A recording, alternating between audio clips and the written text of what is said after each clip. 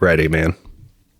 3, 2, 1, go. Santa! Hey! What are you doing here, Santa? Well, I'm here to see my old buddy Ben. What are you doing here, weird turtle man? I'm the holiday Armadillo, your part Jewish friend. I'm the holiday Armadillo, your half spoiler friend. Yep. This is spoiler. Now we're talking. This is Josh from Goshen. It's so nice to be friends, podding on friends. Me and Pappy are at Pap Den in Goshen, Indiana, looking at Brett. I got him on the video call. What's up? What's up, bud? Not much. Chillaxing. This is cool. I like this. How you guys doing? Great. Yeah. Friends on a Tuesday. Unusual pod night, but getting in before Christmas time. Well, let's get right into this tonight. I'm ready for an opening question. We don't need any context from Brett. We've already done the episode prior to this because this is the one with the holiday armadillo, season 7, episode 10. If you're following along with spoiler, Happy, I think your alarm just went off. Sorry, I think that might be on the recording. I think it is on the recording. Listen, that's the only alarm I had. I was taking a nap right before the podcast, and we started early. Which we great, did start early. but I think that was gentle wakening or something. But I was saying, this is a continuation of last week, so we don't need the context anymore. Let's just jump right into the opening question, provided by best friend Drew, longtime listener, zero-time caller. But anyway, I wanted to amend his question a little bit, but I'll just read it as is. Pap, we'll start with you. Okay. Who's your favorite Jew? Jesus. Well, say like Pap from Goshen. Oh, Pappy from no, that was my reaction to the question. Jesus, Brett. Maybe say Jewish person. Yeah, what did the question say before? That was the sanitized. That was That came out of the Washington I wanted Street. to amend it to what Brett said. Okay. Who's your favorite person of Jewish heritage or Jewish person who is Jewish, something like that? How about not Jesus? Okay. Jesus notwithstanding. It's Pappy. too easy. Recording from my living room. Peter? I'll go. Paul? Mary. Get off. Nobody in the Bible. Nobody? Wow. Well, that's a. We all went to sloth of- Indiana, dude. Bloomington. We know plenty. Gotta be Einstein. I'll go Einstein. I got 2 pictures of Einstein in my office. E equals MC squared. Classic. Right? It's a classic, sure. Theory of relativity.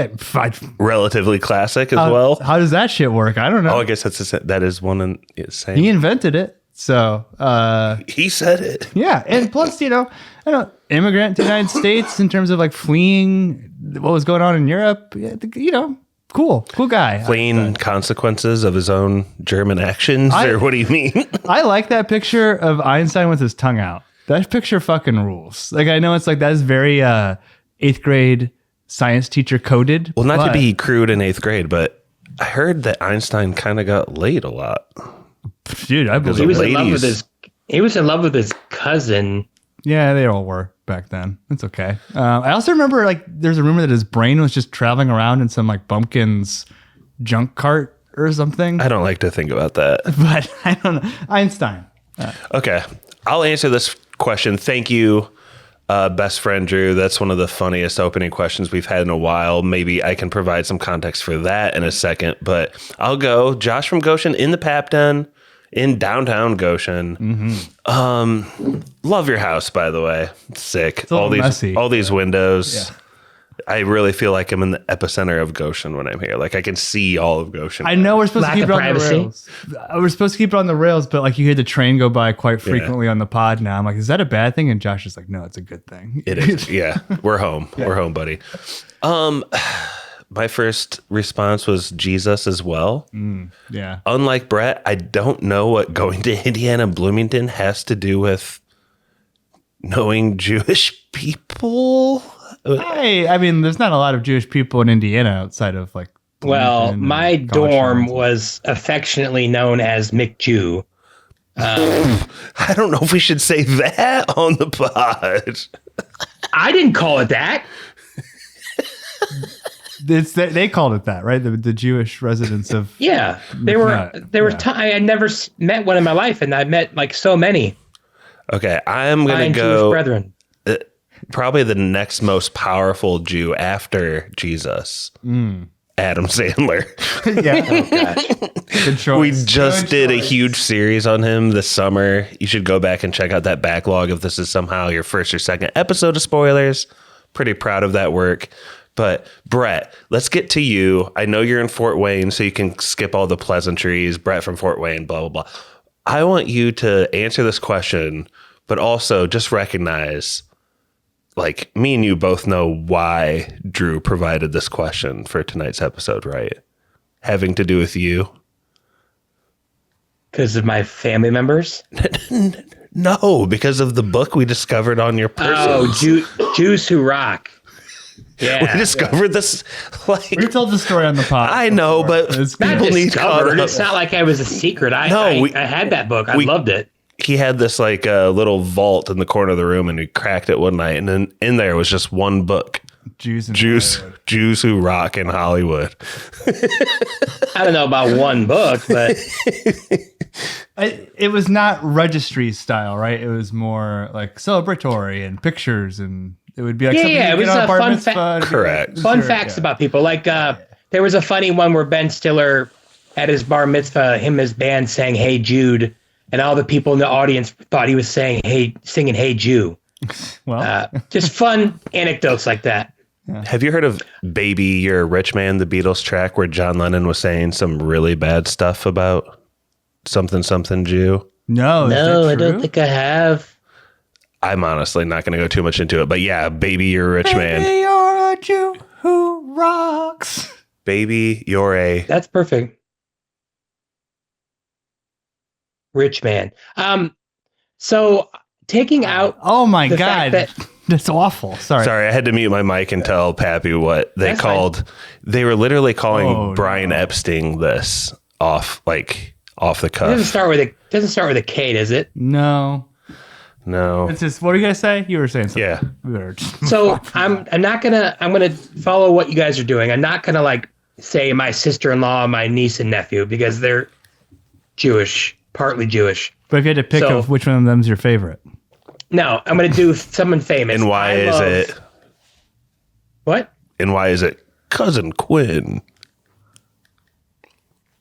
I don't know. That's the Irish part of his name. Nephew I don't know. Quinn. No, I was saying which one is your favorite I nephew don't and have why one. is it Nephew Quinn? I don't have a favorite nephew. Okay. I'm gonna move on. Edit point. God. I love Andy Samberg. good choice. Without thinking too hard about it, I'm going to say Andy Samberg. I think everything he does is freaking hilarious. I think he's like brilliant musician. I think he's hilarious, like a great writer. I think he's just really funny. In the yeah, tradition that's of what I got. Adam Sandler, really. I feel like one handed the torch off to the, or it's still handing the torch off as we speak. Yeah, I do. I agree with that. I think Andy Samberg is like infinitely more charming than Adam Sandler. Maybe. Yeah, I'm with you there. I think so. Yeah, Likable.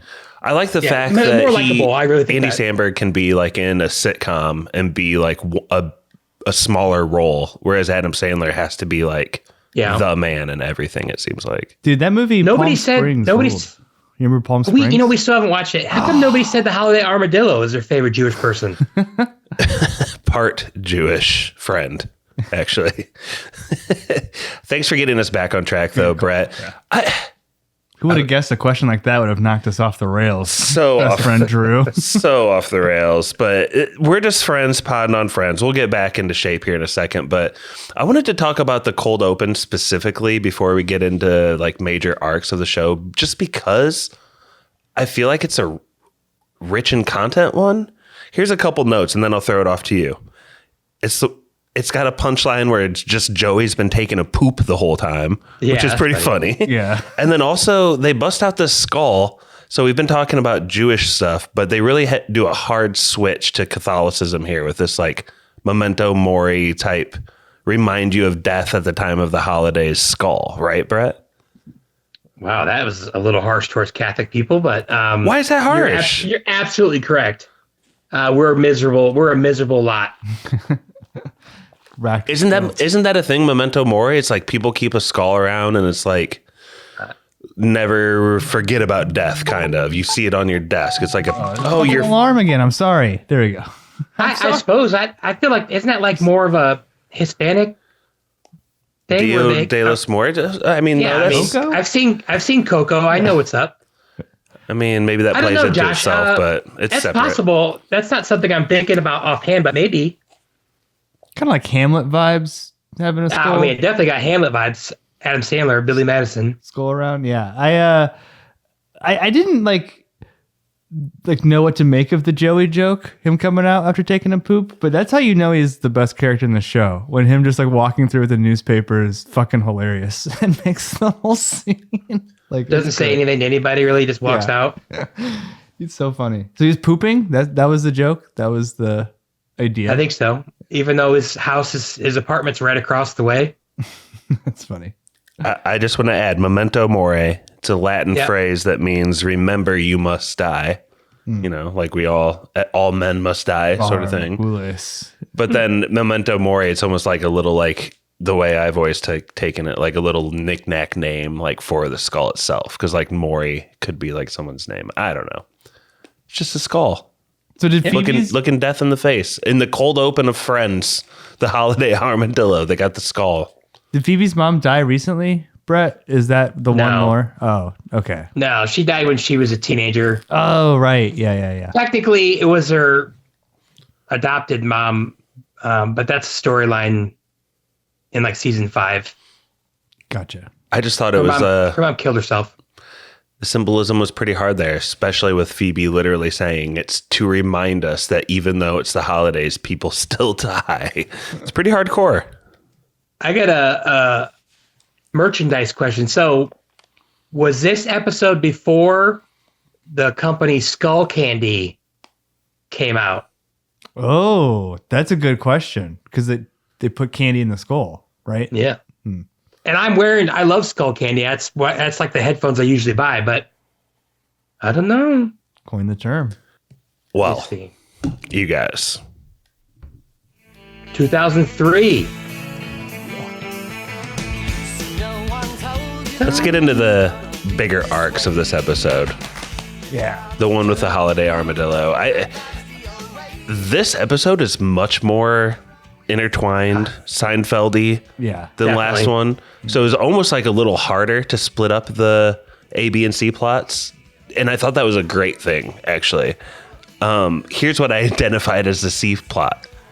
I hope you guys will agree with me. Basically, Chandler isn't good at smoothly handing off money to people. He can't do it. Can you further explain what I'm talking about, Pappy? Yeah, sure. It's a very small plot of the movie, but this scene's, I don't know, it's really funny. And it is kind of like, I've been in this position before where it's like the cool guy thing to do would be to like grease this guy, but I just don't have that in me, nor have I carried cash since I was like a teenager. So it's like, I don't know. Oh, I'm Pap. I don't carry cash anymore. No, I should. Rich. No, because I'm broke. I got crypto. I'm crypto millionaire. I got a couple quarters. I got a $2 bill I got back from some place I carry around. So, but they're going to see what show is it? The Music Man? Yeah. Well, I think to be fair, this arc extends outside of this restaurant scene.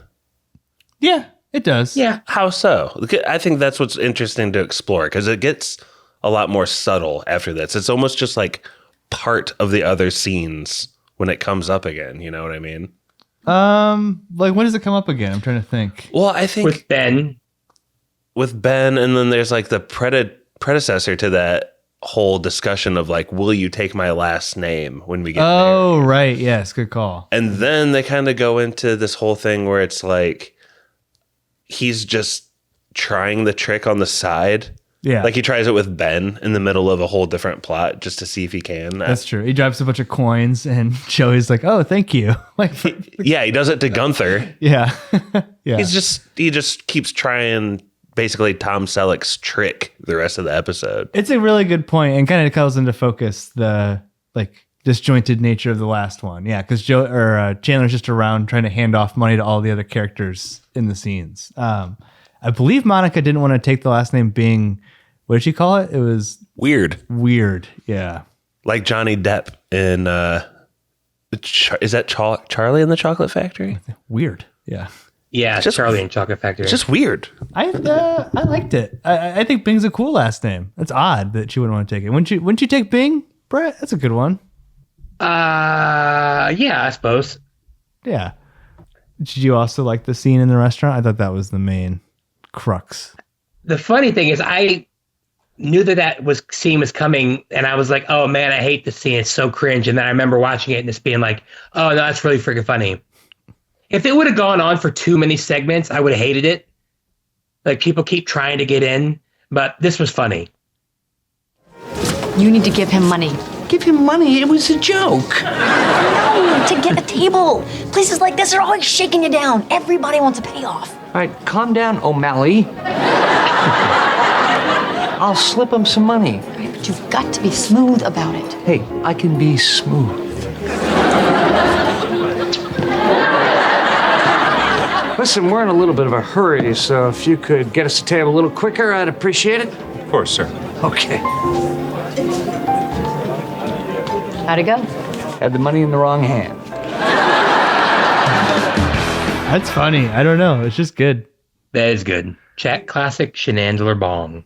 I think that's all just to say, really, the C plot is kind of like Chandler struggling with his manhood or his he's struggling with confidence prior to being married or something. Yeah, his coolness factor a little bit. Yeah. Taking care of someone, I guess. I don't know. It's good. You like it, Brett? Thumbs up, thumbs down to this. So we can be brief. I'm ready to move on. No, it's good. It's funny. I enjoyed it more than I remembered. Yeah, it's fine. He kills it in this scene. I think he's really funny. The part where he loses his money and then the guy just walks in and like does it so much more smoothly than Chandler's doing it is funny. Yeah, I do like that part. it's good. Okay, let's get on to what I would call storyline B. It's a pretty good one. It's the roommates. It's a pretty good plot line. It's not the reason why we're all here, but essentially, Brett, Rachel and Phoebe used to be roommates that got broken for some reason, and now there's like the potential for them to become roommates again. Fill us in. Yeah, they one of them burned the apartment down, basically, like set the apartment on fire. In a previous episode, where the heck is Phoebe? Did they say where Phoebe moves in? Moves in with her grandma or something? I don't know. Not her grandma because her grandma's dead, but yeah. So the apartment's ready again. So she just assumes that Rachel's going to move back in. But Chandler's like, yeah, but she's having a really good time with Joey, and that's actually a pretty funny scene too. She's like, who told you that? Or how do you know that? And he's like, I know because she told me or something. So she gets kind of jealous. I don't know if it's like an abandonment thing or whatever. So she sets out to screw up that dynamic. Dude, yeah, that's a good point with the abandonment thing because Phoebe is like unwell in this episode. Like she's set off by just the smallest line. Oh, Rachel and Joey are having fun living together. And that sends her fucking spiraling. She becomes unhinged, to which sabotage. is what she does from time to time. Yeah.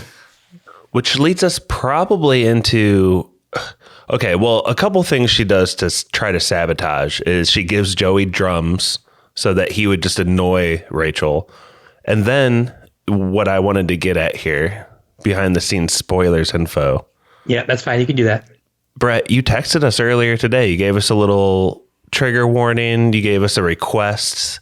Yep. Do you mind if I just give you kind of the chance to say what that request was and spell it out a little bit, and then we can kind of move on from that? Yeah, that's fine. So I'm sure this has come across on the pod a few times. I am extremely arachnophobic. And my least favorite word in the world, and it makes me jump. I hate it. I hate looking at it. I hate reading. I hate thinking about it. I hate hearing it. It is the name of the spider that starts with a T. And I requested that when I watched it this time, I actually skipped the scene because best friend Drew, thank you, you're a baller. He watched it ahead of time. And warned you? Producer best friend Drew. Wow. He's getting some credits. What a good guy. Best friend Drew and I have had this thing. He's snakeophobic, which I believe is an actual term, and I'm arachnophobic, and we get each other. Snakeophobic? Yeah, That's the Latin word for snake is snake? There's no way. No, but there's another name for it, but I believe that is an official term for it. But it doesn't matter. But we look out for each other. I'll text him, be like, hey, look out for this commercial. It starts like this, and he'll be like, dude, good looking out. That's He does the awesome. same for me. Yeah. Because we get some people who aren't phobic of something, they don't get it. Like you don't understand how bad it is. You want to give this a shot? Ophidoiphobia. But I believe- It doesn't roll off the tongue. The snake phobia. Ophis is snake. It looks like Ophidiophobia. It's tough.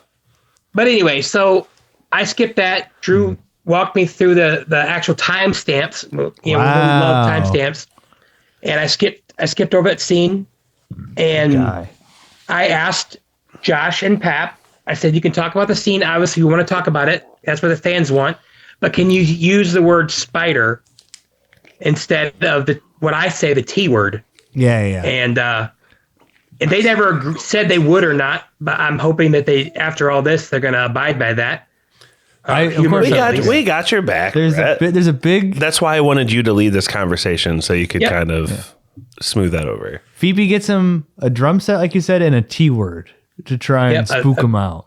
So, Yeah. Like weird gifts, definitely expensive gifts. dude, the drum set's nice. That was one thing I'm like, this is so inconsistent with Phoebe. I thought Phoebe was broke. She got Ross bought her a bike last episode. In this episode, she bought a drum kit. A nice Pay it drum forward. kit. Yeah. What does Phoebe do for work? He's a masseuse. You say laughing. Okay. Brett, speaking of these gifts, not the T word, but the other one, the drums. This is almost like the D word for me, Brett, because this, what I'm about to play for you, is maybe one of the most cringy scenes in Friends history. Oh, yeah. I already know the other T word. Wait, what? Tequila? Yeah. Yeah, it's bad.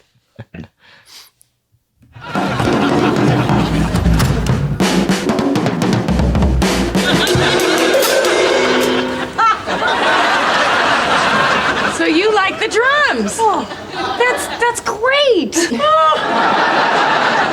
I was worried that, they would create maybe an unbearable living situation. But, okay, well, apparently not. So, yay! Hey, Phoebes, check it out. We already learned a song. Ready? 1, 2, 3, 4.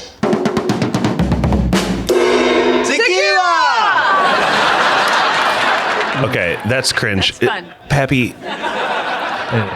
we were kind of striking out. I don't think I gave you the right clips very well, the ones I actually wanted Is pulled. that not the one you wanted? That is very cringy. I see why you pulled that. Yeah. The first time Rachel comes over and she just sees Joey and he plays like a little bar for her and he gives her this face. Brett, you know what face I'm talking about? It's just like Kid on Christmas face or what? I just hate it. I do. It's in the very same vein as this tequila riff that they play together. Suffice Face it, with the pouty lips. the pouty lips, the acting like he's jamming, the like expectation to like how was that after it finished, the wide eyes. It's just unhinged. It's not funny. It's awkward. It's cringe. Nope. Joey's great. It's the first time Joey plays it that we're looking at now, Pat, but it's also the tequila clip you pulled. It's pretty much everything with the drums. I hate this in this Friends episode. It's really weird because one of these is like the shortest cutaway Friends scene I've ever seen. It's like 2 minutes long, the whole thing. It's barely anything. And it's just that. I think that tequila clip is the whole thing. Yeah. It just doesn't. This is like really silly shit. Oh, look, Brett's got it on the phone. Yeah. What do you like it? I know you're a Joey guy. Like, come no, on. This is a low moment. He had some high moments last episode. This is a low moment.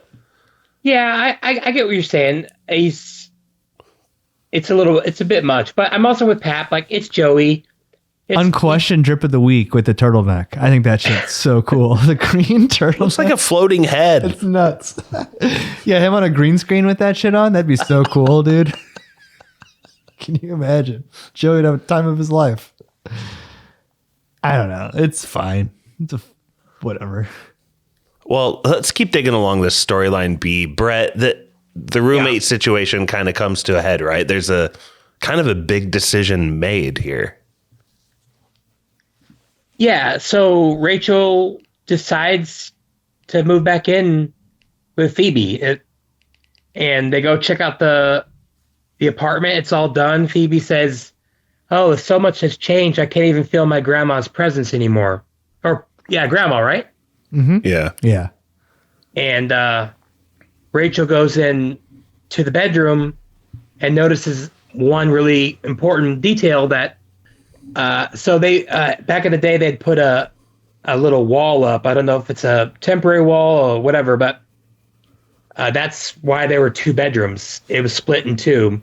I'm picturing like it happened one night type situation, like just a curtain between the two of them or something. I don't know. That'd be crazy, but and they the landlord tore it down, which is what her grandma was worried about. Or she was worried about, one of the two. And now it's just one big room. Okay, remember how you told me that your grandmother put up that wall to make that into two bedrooms? Yeah. And remember how you always said you were afraid that the landlord would find out and then tear it down? Yeah. Do you really not know where I'm going with this? It left! It's one huge room! Oh, no! Wow! See? Well, I guess we'll just have to put the wall back up. You can't because of the new skylight. There's a skylight? Wow! Oh, so what should we do? Should we start looking for a new place? You know, I'm sensing that my grandmother would not be comfortable with that. Oh, yeah? Starting to feel her again there, are we? A little bit, yeah. Dude, I'm normally on Phoebe's side. This shit was pissing me off. Phoebe is so manipulative in this episode. And to go all woo-woo, actually, I don't want you to live with me. I'd be pissed. I would cut Phoebe out of my life over this. I think if I was Rachel. Dude, it's crazy. Okay.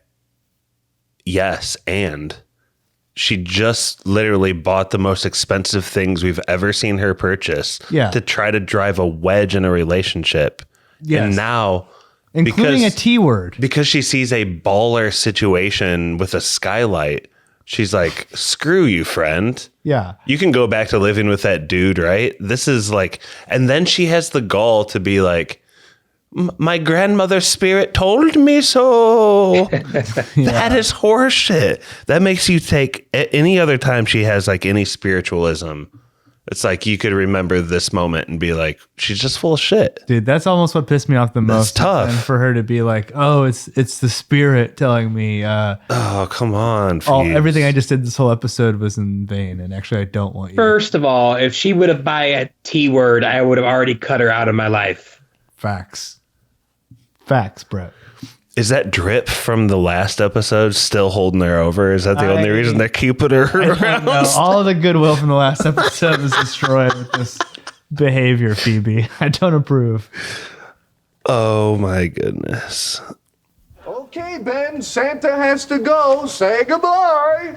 No, why does he have to go? Because if Santa and the holiday Armadillo are ever in the same room for too long, the universe will implode. Merry Christmas! Let's get to the storyline A arc. Number one, number uno. A for Armadillo. Exactly, Brett. Yeah. The Holiday Armadillo, Pappy.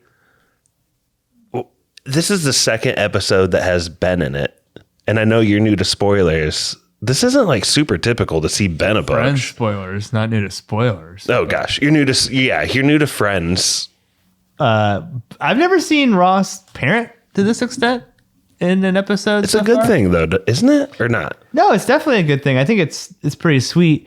There's this kind of like, I don't know, distance that exists, almost like he's like an estranged father. Like it almost plays more like Ben disappears pretty soon and is never seen again. So really, that's interesting. You know what I mean though, Brett? Like how does it almost plays more like, hey, this is your son from when you were 16 you didn't know about. Oh, he doesn't know anything about his Jewish heritage. Like how would Ben not even know what Hanukkah is? But yeah, that's true. Crazy. Like I don't know. I mean, yeah, that's a good. I was thinking the same thing. I'm like, he would have to at least know a little bit about Hanukkah, especially like his grandparents are like super Jewish. I mean, there's this dynamic where Ross is like, Ben, I'm your father and you're Jewish, and Ben's like, this is all news to me. Like this, like it's like doesn't know any of this. It's odd. But there's a sweetness to it though. I like seeing Ross as a dad, and it's not a dynamic you get in the show that I've seen very often, like with a kid. Why does Ben disappear, and how long has he been in the show? Like this specific child actor? a while. The Sprouse twins, they've been around for a while. I mean, there was a different kid. Yeah, played by twins, just like the Olsons. Interesting. This storyline plods along because I guess Ross's ex-wife has dressed up as Santa all the previous Christmases of Ben's life. That made me laugh. Yeah, Susan. So the pressure's on for Ross to like live up to that. And he's like, Santa's cool and all, but I want to teach Ben about Hanukkah. And he has a one-on-one with Ben where it doesn't go super well. And Ben's basically like, this means Santa doesn't love me and I'm like been a bad kid. Ben's like, yeah, I watched the Rugrats. I know exactly what Hanukkah is. Don't worry. I'm good. So Ross panics. It's really close to Christmas time, and he tries to get a hold of something Christmassy, something to dress up as. How does it start playing out from here then, Pap? Oh, you here to return those pants? Oh, dude, that's the best line of the whole episode. And then it just hangs there. Ross is fucking shell shocked by that comment. It's the hello, darkness, my old friend.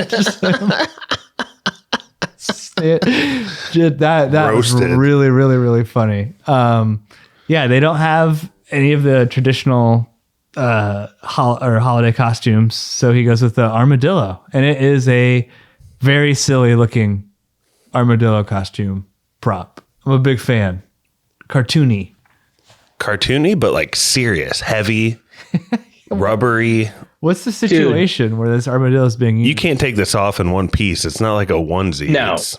No, it's got layers. Dude, I think the funniest part of the episode, at least not quote wise, is when, he comes into the room and then when Monica helps him pick up the toys and they go to the side view and he trots in. Dude, yeah. And you can see how ridiculous and how humongous that outfit is. And he's just trotting really slowly because it's got to weigh a ton. That tail is plotted like 8 feet back there. Tail. Yeah. It's like Splinter's tail. But anyway, sorry. Yeah, go ahead. No, I think we're to that moment, Brett. I mean, the way he moves is so funny. He goes to like a costume shop, your local, what is it? Spirit? I forget what the local Michiana one is called. Like it's very eyes wide shut. Trying to get a costume at Christmas time at this place, a little sketchy. It more so made me think of like trying to get a last minute like Halloween costume, and all that's left are like the clearance rack, bozo bullcrap stuff. But yeah. Anyway, he, like Ben takes to the holiday armadillo not too poorly. Yeah. Monica's like a little confused at first, but she gets on board, and Ross is he's got Ben excited about the Festival of Lights. He's just about to explain that there's this family that was called and there's this knock at the door. The Maccabees. Yeah, we hear about the Maccabees, but then there's a knock at the door, and this will happen a couple times in the episode. But we played out on the opening spoiler and another clip from it just a minute ago. But it's Chandler as Santa. He was honestly just doing a solid for Ross, right, Brett? Yeah. Like he wanted to come through as Santa.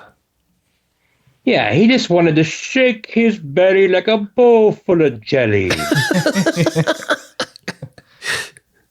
Yeah, he borrowed a costume from someone at work because Ross had been freaking out about it, how he couldn't find anything. So definitely, it's a really nice thing for Chandler to do. It's probably something Joey would do because Joey usually thinks more.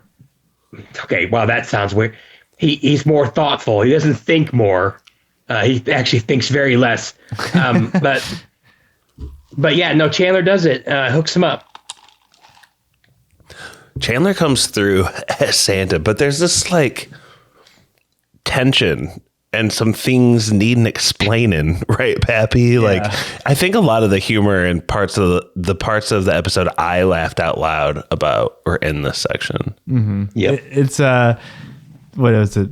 Santa and the holiday armadillo can't be too close together. The universe will implode. Yeah. Or something.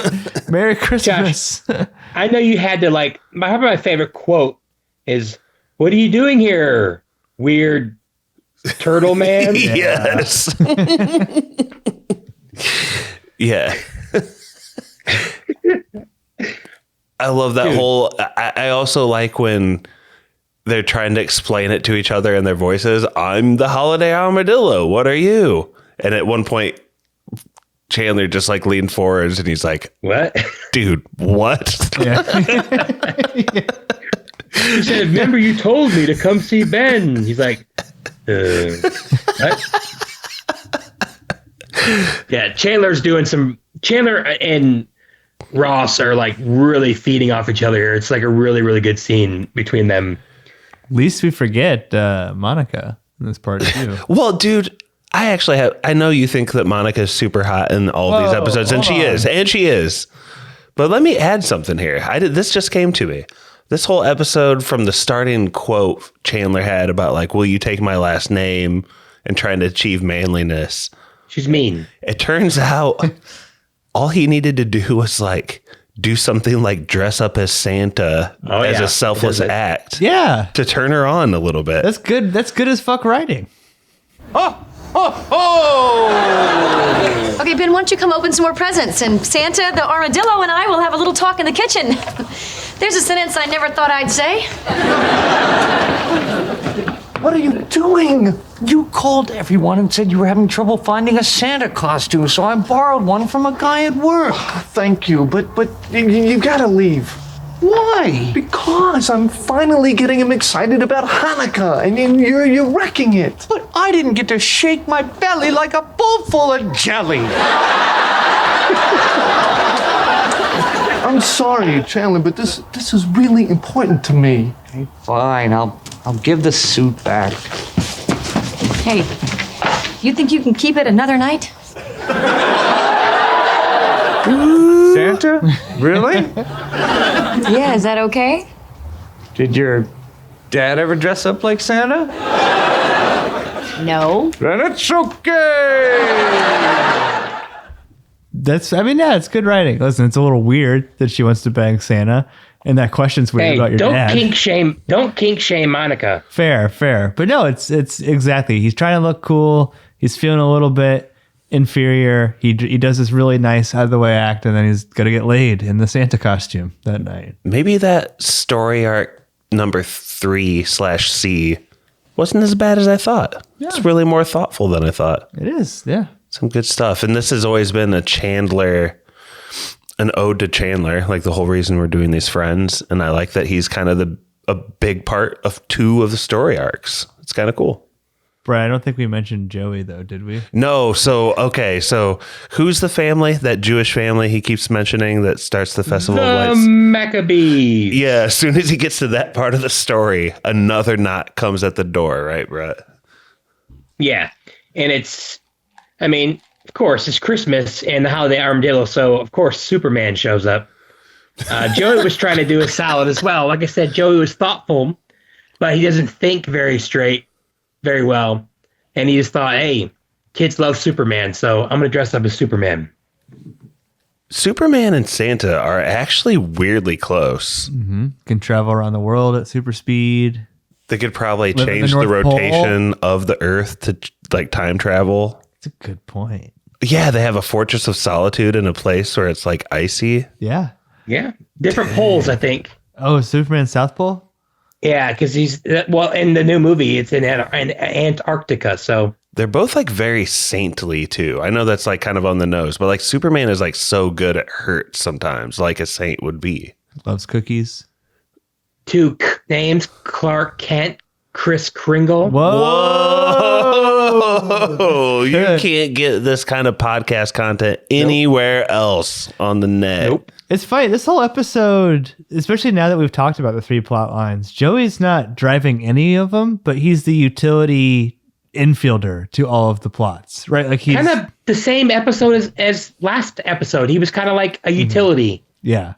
He's just kind of making every scene a little bit better by sprinkling them in and being. And you know, sometimes he hits like a ground roll double where he's like, yeah, candy lady from the back. And then other times he plays the drums way too expressively I knew what you were going to say. Really just strikes out and hits his ass on the screen door on the way out. It's okay. It's not that bad. It's bad, dude. It's one of the worst moments of Friends history. Whoa. I don't know about that. One of my favorite lines at the very, very end is, and Rachel doesn't make me laugh a lot, especially after that tag fiasco last episode. But looks like the Easter Bunny's funeral in here. It's Tag. Yeah. Did you Tag? Do you remember that? The Easter Bunny's funeral line? Yeah, that was some good stuff. It's so funny. It's good. They do this trick. Sorry, I kind of interrupted your punchline there. But tag in the bag and yeah, but to your point, in this episode, they do this trick where they like turn off the lights to this like romantic mood where there's like a spotlight. Yeah. And the spotlight is on Santa Claus Chandler, Superman Joey, and the holiday Armadillo. Yeah. And they freaking like Phoebe walks in on it and it does seriously look like Superman's funeral or like a superhero's like funeral, and there's all these weird characters standing around. Such a good layup for a sitcom. Like we, the audience, have watched the absurdity escalate in these 2 storylines, and your other characters come in and are like, "What the fuck?" Like, reset it back to the baseline. We almost took for granted how ridiculous. Phoebe's got a pretty funny line at the end. I don't remember what it is, but I see why Santa and Superman are here. But why is there a, what did she say? I don't remember. Lizard something, or I don't know what she says. Teenage Mutant Ninja Turtle. Yeah. It's something like that. It's okay. It's Phoebe, so. Okay, guys. Well, getting towards the end of the episode, let's get into final thoughts and just know that our Friends ratings are right around the corner. All right, I got some stuff. So first of all, Cole Sprouse. I don't even know if Dylan Sprouse is in here. He's not listed, but he's credited in 8 episodes, but he's only in 7, like 8. The 8th one is like archive footage. He's in 1 episode in season 6, 3 and 7, and 3 and 8. So, and then he's just gone. Couple lines that I think are funny. What's this music going on? The Final Thoughts music? Yeah, it's this pure imagination track. It's dope. Okay. When Ross is trying to, at the very beginning, when he's first talking to Ben, he's trying to sing him dreidel, dreidel, dreidel, and Ben keeps interrupting him. Then he goes, "It's not a contest." That made me laugh. Another classic Chandler bringing it back to the C storyline is when he's like, do you have any presents for Ben? And he goes, yeah. And he comes up and he goes, put her there. He sticks his hand out and tries to give him money. Brett, being on the video call with you right now is really paying off as you're like cracking up in the middle of saying that. And then a pretty funny line is when Because my favorite part was when Superman flew all the Jews out of Egypt. Yeah, that was funny. That's all I got. My final thought is that I kind of slipped on the treat of the week this week. We have great value chocolate peanut butter. Yep, you have those. Last week I got the Nerd Clusters because it was the one with all the candy. That was the name of the episode. This week it's the one with the holiday armadillo, and I couldn't think of like an armadillo related treat. So I went back to candy, Pat. You got candy? Just got some sour gummy worms. I bought Chewy Nerds last week after I was gonna buy OG Nerds, but I saw my favorite candy there, the Chewy Nerds, and I got those instead. But I think if you lose trivia, you have to eat one of those sour gummy worms that have like the sus looking sugar on it. Yeah, what the fuck is that, dude? It's either like going to be extra sour or that's like mold fungus. I'm not sure what that is. Have you not had any of them yet, Josh? You just opened it. I'm gonna check. Are they more sour than the sour beers? They're pretty sour, and I don't see a date either manufactured. Enjoy by 26. We're fine. We're totally fine. They were from Martin, so they weren't cheap. Yeah, I believe that. Thank you. The only final thought I had, and it's really not related to anything in this episode, but can you just play the Smokey Robinson? This is a cameo. It's so funny. That someone bought for, I think, one of their children for Hanukkah. Smokey Robinson. And they wanted me to wish you happy Chanukah. I have no idea what Chanukah is, but happy Chanukah because they said so. Anyway, God bless you, babe, and enjoy Chanukah. Have a wonderful time. How do you even know about that? I don't know. Why is that tied into this episode? I was just thinking about it at the end when they're lighting the Holiday Armadillo. Yeah. Hanukkah. I don't know. That's all I got. It's just will live in infamy. I love that so much. He just cracking up on the side. This is Josh from Goshen. What a rubber band episode from last week. I love this episode. I love the absurdity of a lot of the parts. I know I railed on Joey on this drum part that Pappy rewound to again, probably just to piss me off. It's playing right now. But you know what? Like, that's fine. I forgive that. I think this is B plus A minus area for me. Like one of those like 90.9% that you're not sure if it's an A minus or a B plus. Just really good stuff all around. I loved it. All the friends are looking good again. Rachel still has like a Bobby sort of cut, but she doesn't come off as poor as last episode. So I'm kind of back on her side again. Monica is at the peak of her powers, like Pappy said to me pre-pod. Maybe. I may have said that.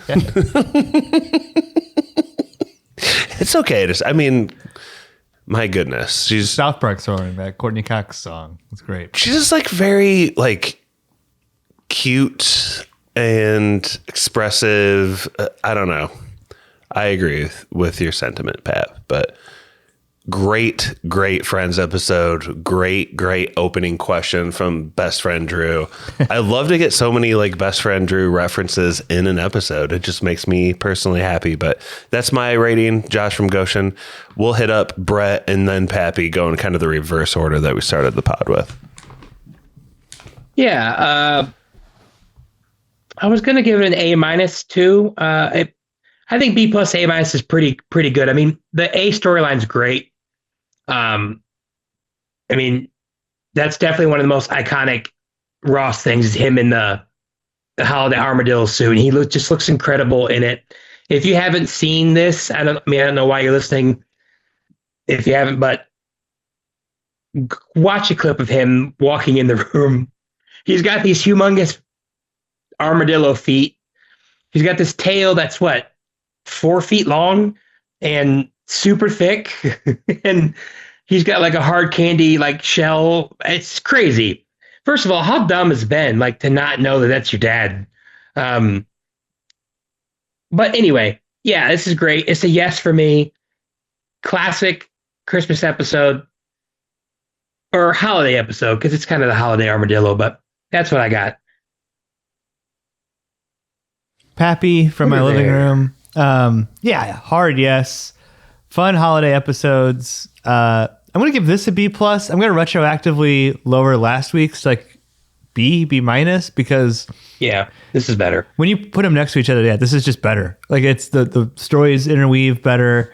The stuff with Chandler is sweet and like actually kind of a way better message than banging your secretary. And I don't know. I just like it. I like it a lot.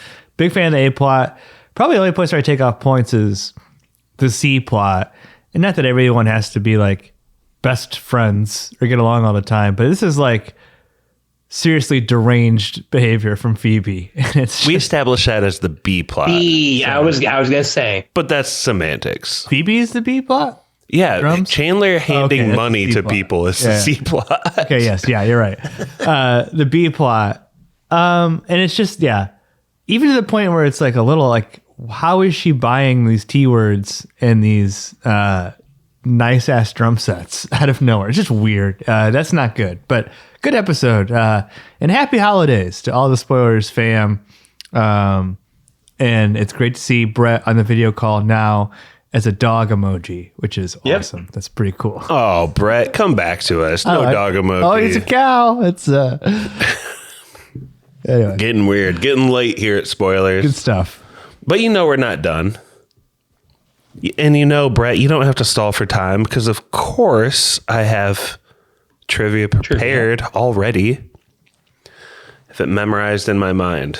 Okay. So I do want to know what they're called. So we might think that Ross shows up in this episode as a big armadillo. But would he actually be the largest armadillo in history? Whoa. It's something to consider. History. In history. So I'll give you guys a clue. How would you pronounce that? Glyptodont. Glyptodont. Don't. Glyptodont. Glyptodon or glyptodont. didn't. Glyptodonts are an extinct clade of large, heavily armored armadillos. Glyptodonts Heavily are armored. That's awesome. Glyptodonts are an extinct version of armadillos, essentially. So what I'd like you to guess is how tall they were in feet and how long they were in feet, and add those two numbers together. They're the biggest version of armadillos that ever existed. We've never gotten a live one, but I had Pappy go first with the nerds question. How many nerds are in a box last week? So Brett, he did some great math and then did terrible math. He did great math and then had poor execution, essentially. Perfect math. It's devastating. 10 times 40. I'm going to go with 1,200. I was nailing the question, and then I just, for some reason, got nervous and fucked it up. Slipped on the banana peel. Armadillo. So they got to be pretty heavy. You're just going by weight, Josh? No. Prehistoric armadillo. Walk us through how tall you think it was, how long it was, and then add those two numbers together. That's in feet. And then we'll pass it over to Pap. How tall and long? Oh, I'll go 5 feet tall and 14 feet long. I'll go 19. That's a good guess. I was thinking 5 feet tall, but I was thinking a little smaller. But I'm going to say 13 feet or 13. What do you mean? Brett said 14 or 19? I said 19. I'm going to say 18. Fuck that. Sorry. I thought you said, I was going to say 14 originally. I'm going to say 18. Because you're supposed to add them together, right? Yeah. Yep. Glyptodonts would weigh up to 2,200 pounds. Oh, no. 4.9 feet tall. I rounded that up to 5 feet. Okay. We're both right on. 13 feet long. Brett, your guess was amazing. Pappy Ears was right on the money. One of the best guesses in Spoilers history. Brett's at the point. Again. Cheers me a sour worm. Not the one with And the don't eat that mold. fungus one. You Yeah. earned a good worm. It was the same thing as last week. Brett, Wow. your logic took me there. I just piggybacked off of it. So, Wow. but all right, hot take. I'm going to make it a little serious. I'm pretty sad about the passing of Rob Reiner. And I think like one of the worst parts is like, because of the manner in which he passed away, that's become the focus. Whereas like when someone of his caliber passes away, like normally it should be about like how fucking amazing their career was. And his career was fucking amazing. Like from All in the Family, like I feel like people forget that he was on that show, to like one of the greatest direct horror ones ever. And then just like popping up in random shit like New Girl every once in a while. So and Princess Bride. And I was thinking Stand by Me. Between of course Stand by Me, but between like Princess Bride and When Harry Met Sally, you could make it like the argument that those are the examples, like the best examples of those genres, the best rom-com and maybe the best like, family adventure movie ever. Fantasy, yeah. And he made a horror movie in Misery, probably one of the like top 2 literally Stephen King adaptations. You could call it the best because The Shining that Kubrick did stripped so far away. So we almost had him on the pod once. Didn't work out. For real. Which is just Didn't another really? weird thing. Now you got to get into it, but It's for his JFK pod, yeah, which came out about a year ago. It was pretty good. and we were in touch with like Soledad O'Brien's like assistant, and he was committed, and then he backed out before it was like actually even set. So whatever, but like that doesn't matter. Like listen, when I look at his like run of films that he went on, it's kind of like a good lesson where it's like, yeah, he made other good movies, but when you're feeling it, dude, good shooters just keep shooting. Like, you know what I mean? Like, if you're like 20, 25, 30, 40, 50 years old and all of a sudden you feel really fucking creative, just lean into it because you might just get a fucking hot streak like no one's ever seen, like he had. So, hey, Pat. Yeah, go ahead. I know this is your. No. I heard someone, I think it maybe was on another podcast, and maybe you'll have to tell me if you agree. Like, they didn't really use these words, but they said like he's kind of like the anti-auteur. Like, he doesn't have like a style. Yeah. He's not like a Tim Burton. He's not like a Christopher Nolan. Like, he fits to what he's doing. Kind of like you could say the same thing for maybe Ron Howard. Like, they don't really have like a style where you look at, but I mean, you could tell me, his movies better than I do. Well, I mean, yeah, you couldn't like see a frame of it like a Wes Anderson and be like, that's a Rob Reiner movie. But I even forgot, he might have like the best example of a mockumentary ever made, and this is Did he do the second one, or was he not involved in that? I think he did do the second one, and then there was a third one that was going to come out, I think. I don't know what the status is of that, but I mean, seriously, if you were like that book where it's like 1,000 movies you must see before you die, he's probably got 6 or 7 in there, and then if you whittle that list down to like 20 or 30, you might still have 2 in there. You know what I mean? Like the best rom-com and the best family adventure. So that's enough of that. Rest in peace, Rob Reiner. Take it away, spoiler man.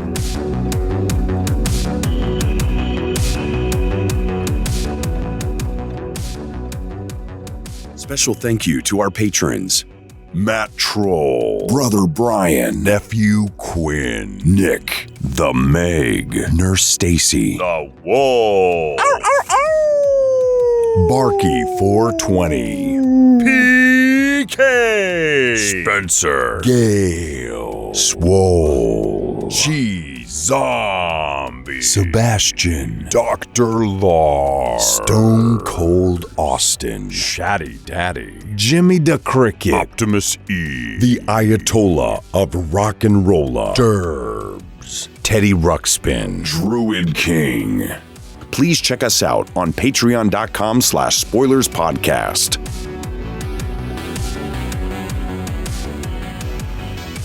I forgot he's in Wolf of Wall Street. Oh yeah. They're shaved down there? They're bald down there? Who say I like a good muff or something. So the way I understand it, either earlier in the night or the previous night, they were at a Conan O'Brien holiday party. Yeah. Nick Reiner got in an argument with Bill Hader that then really? Rob Reiner stepped into. I think What else? What else? Nick Do you was know? going around saying, asking people if they were famous, like I think in like a weird, unhinged way. Probably embarrassing the dad. Yeah. So then he and Bill Hader got in that fight, and then Rob Reiner and him got in a fight, and they left. I just saw a clip. Are you like famous? yesterday. Like trying to That's trigger crazy. people? Yeah. I don't like that. That would be like, especially at like a Hollywood party. That would be like, that'd be bad. I just saw a clip where he was talking. He did an interview, and he was talking about working with his son. His son like wrote something for him, and he was like, "Oh, he's doing so great. He's in the best. He's in a great part in his life." And I think it's somewhat recent, so it's freaking sad, no doubt. And then he killed him that night, though, right? Isn't that what the they're next? saying? Yeah, that night. Yeah. The thing is, like, that almost literally happened to my neighbors. Like, yeah, dude, I remember that. It's fucking. If the guy would have had a knife instead of a tree log. Dude, that's so awful. Yeah, it's terrible. Well, we're all in agreement with that. All right, Brett. Real. Oh, bro. Have a good one, dude. Yeah, Brett. Oh, what's the matter, Josh? Just, I mean, that's going to be the end of the episode, probably. It's kind of a dour moment, and then what was otherwise a very jolly, jelly, Do you want to hop back on belly and add full something? Use at the beginning. Just say that. Just say that belly full of jelly quote again for me, Brett. Oh yeah, that's a good sign off. You want to get back on? Seriously? No, just say belly full of jelly. I guess what Josh is saying. I don't. Didn't even get to shake my belly like a bowl full of jelly. We're back. Hey, we're back. All right. See you guys. That was awesome. See you, Brett. That was Spoilers.